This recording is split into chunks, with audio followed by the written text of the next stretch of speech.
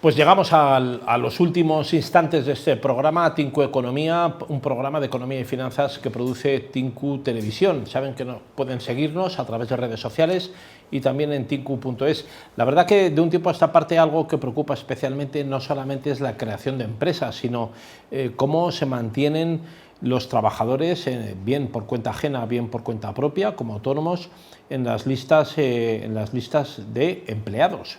La aspiración no es ser empleado público, aunque ese es uno de los objetivos de muchísimos jóvenes que quieren estar en el empleo público como funcionarios o como empleados al frente de la administración pública española, bien en las unidades locales, en las regionales o en las estatales, pero lo cierto es que ahora mismo la creación de empresas es una asignatura pendiente. La industria ha ido perdiendo también espacio y para hablar de esto y más tenemos con nosotros esta tarde, en este final del programa, a don Miguel Córdoba, es profesor de Economía y Finanzas. Muy buenas, don Miguel. Encantado de estar con vosotros. Muchísimas gracias. Bueno, ha publicado usted recientemente, acerca de esa controversia con los fijos discontinuos, un artículo en Idealista, sí, que merece toda nuestra observancia y toda nuestra atención, porque ahora mismo hay como 1 millón de fijos discontinuos que se han incorporado a las listas del Instituto Nacional de Estadística. Bueno, lo fueron ya durante el 2022, se incorporaron de un mes para otro, desaparecieron como 750.000 parados que aparecieron, sí, de repente en las fijas, en las listas de ocupados, ¿no? Claro, ese es uno de los problemas. Con el cambio de la ley que se hizo aproximadamente hace un año, pues entonces esas personas, que cuando hablamos de fijos discontinuos, por aclararlo, pues son personas que a lo mejor pues trabajan un viernes y un sábado por la noche en una discoteca, o que están 3 meses al año en el verano trabajando y luego el resto no trabaja, o bien los jornaleros andaluces que van 2 meses a recoger aceituna y el resto no.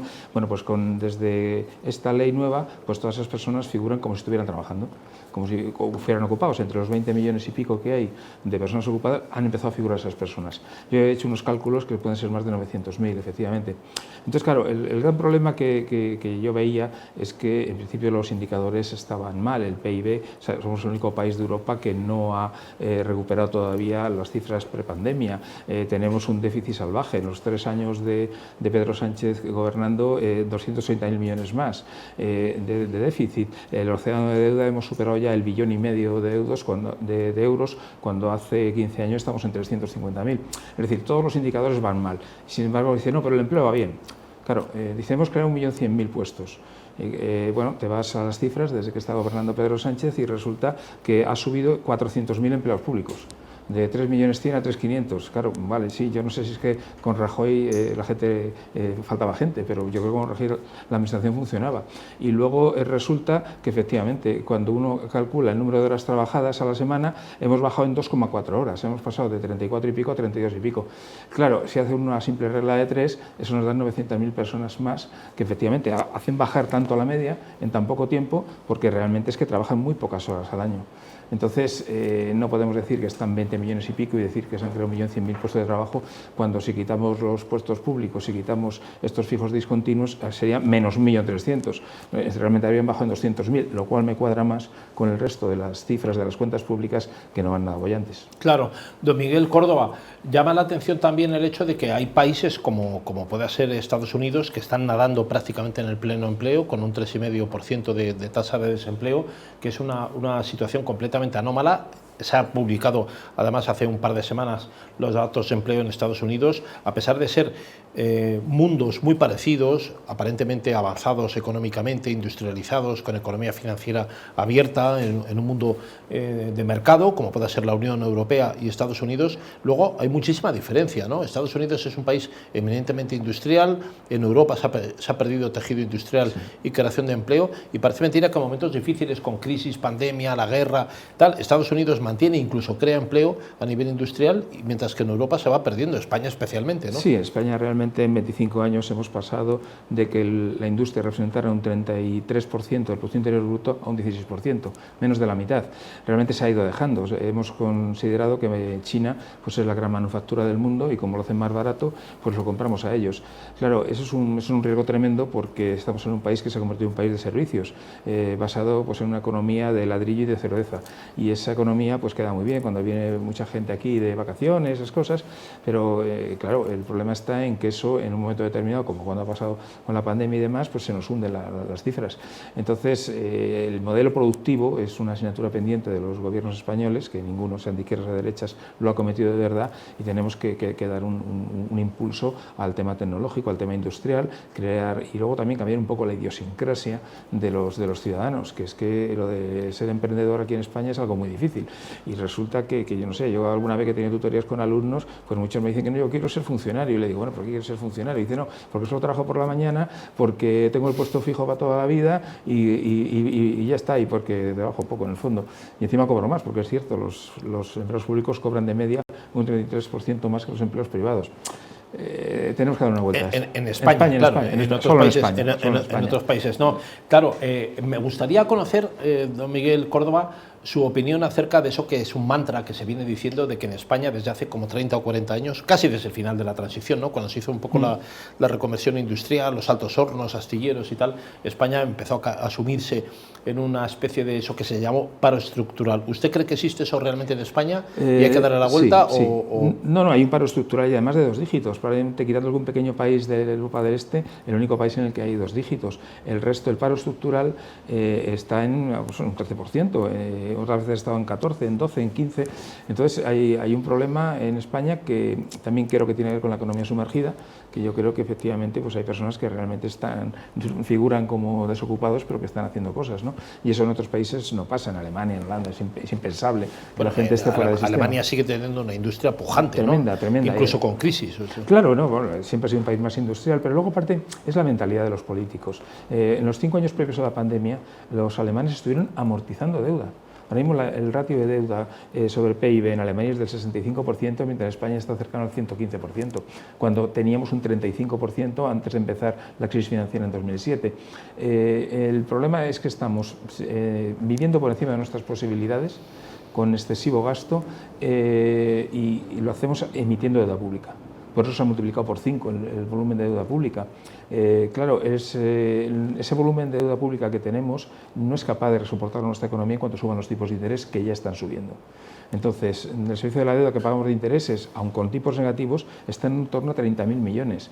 En 6, 8 o 9 años que se vaya renovando la deuda, podemos llegar a unos 75.000 millones, que eso es el 80% de lo que recaudamos por IVA, ¿eh? Entonces, claro, el gran problema que tenemos es que tenemos un déficit público que se retroalimenta a sí mismo. Y bueno, pues nuestros políticos siguen, venga a soltar cheques a todo el mundo, gasto público, etcétera. Y claro, no nos damos cuenta de que en un momento determinado en Europa nos pueden decir, oye, que mira, que esto no es así, que nosotros lo que no podemos hacer es aportar, pues eso, los 140.000 millones que nos van a venir desde Europa para que al final vosotros dediquéis a dar cheques. Y podemos llegar a tener problemas de imagen y de, bueno, de que vengan los hombres de negro por aquí a darse una vuelta. Que van a venir el día 20 de febrero. Sí, el 20, no, sí, me preocupa en el 2024, cuando vean lo que pase. Cuando vean lo que pase. De la misma opinión que usted, hay otros, uno que ha fallecido recientemente, Juan Velarde Fuertes, sí, que era prácticamente de la misma opinión que usted, ha fallecido hace un par de semanas. Sí. Y también don Ramón Tamames, que está vivo y que además quiere encabezar una moción de censura. Bueno, vamos a ver si lo hace o no lo hace, pero que es más o menos de la misma opinión que usted, a pesar de proceder los dos de la diáspora, de distintas posiciones ideológicas y argumentales. Porque únicamente yo soy una persona independiente y miro simplemente las cifras. Entonces yo hago un análisis de las cifras, entonces cuando digo, mire usted, es que no puede ser. Por eso le comentaba que desde 2007 aquí ha habido 3 presidentes de gobierno y los 3 han actuado igual. De hecho, Mariano Rajoy fue el que más deuda pública emitió. Emitió 400 y pico mil millones, aparte de chuparse los 70.000 millones del Fondo de Reserva de la Seguridad Social. Y sí, evidentemente, se mantiene un estado de bienestar para los españoles, pero con una economía que no produce, porque está centrada, como he dicho, en el ladrillo y en la cerveza. Entonces, tenemos que hacer un cambio de modelo productivo y eso cuesta. Y luego tenemos el gran problema de la insostenibilidad de las pensiones, que estamos teniendo ahora mismo un agujero de unos 40-50.000 millones anuales, pero que cuando las mujeres que empezaron a trabajar en España del 95 al 2005, que antes no trabajaban, pasaron de golpe en 10 años de 3 millones a 8,2 millones, esos 5,2 millones de mujeres se van a jubilar bueno, pues entre 2030 y 2040. Entonces, el número de jubilados se va a duplicar en España. Ahora mismo hay unos 6.800.000 jubilados y pasarán a 12 millones y medio, 13 millones. Si tenemos un agujero de 40.000 millones con la situación actual, que solo hay un 13% de jubilados respecto del número de habitantes, cuando lleguemos a las cifras lógicas del 26% dentro de unos 10 años, va a ser una hecatombe absoluta. Estas cifras se saben desde hace muchos años, porque las series de tasa de mortalidad y de natalidad son bastante estables, y ninguno de los políticos que hemos tenido en los últimos años se está preocupando por ello, solamente intenta parchear, poner tiritas como hace el ministro Escrivá, pero no lo va a solucionar. ¿Eso tiene que ver, don Miguel Córdoba, con eso que se llama el invierno demográfico que ha estudiado tanto don Alejandro Macarrón, el demógrafo, junto con Joaquín Leguina? Claro, ese es el problema. El reemplazo generacional, claro, ¿cómo se va? Claro, no hay reemplazo generacional porque las españolas tienen nada más que 1,2 hijos por mujer, ¿no? Por habitante. Entonces, ese ratio, que es de los más bajos del mundo, lo que hace es que no se vayan reemplazando las personas vivas, mientras que el famoso baby boom ahora se va a jubilar de golpe. Pues sí, entre los cuales estamos algunos, sí, para bien o para mal. De 15 años. Entonces, claro, aumenta la masa de personas a las que hay que pagar la pensión y disminuye el número de personas que tienen que trabajar para pagársela. Y encima tenemos los salarios que son la mitad de los europeos, con lo cual, como las cotizaciones sociales son un porcentaje de los salarios, automáticamente los salarios son muy bajos, se ingresa poco y encima por menos personas, con lo cual el modelo es absolutamente insostenible, lo diga quien lo diga. Claro, un político no se lo dice porque no le votan. Y aparte los jubilados son capaces de poner un presidente del gobierno. Hay 8 millones y pico de pensionistas. Si ellos votan en una determinada dirección, cambia la presidencia del gobierno. Claro, don Miguel, no se ha dicho tampoco nada acerca de esas pensiones que han subido, las máximas, claro, han subido entre un 8 y pico y un 15%, las mínimas, en un 8 y pico las máximas, sí, bueno, que se han colocado ya en 3.000 y pico euros. A estas, ahora, de cara al verano, les van a dar un hachazo en el IRPF. ¿Por qué no se habla de eso? Bueno, hombre, sí le van a dar un hachazo, pero yo prefiero que me paguen más, aunque me den hachazo en el IRPF. Es decir, que al final, efectivamente... Bueno, no conozco a nadie que no le guste que le hayan subido las pensiones. Claro, por eso digo, claro. Pero de todas formas, yo aquí creo que hay, no sé, unos planteamientos que a mí no me gustan.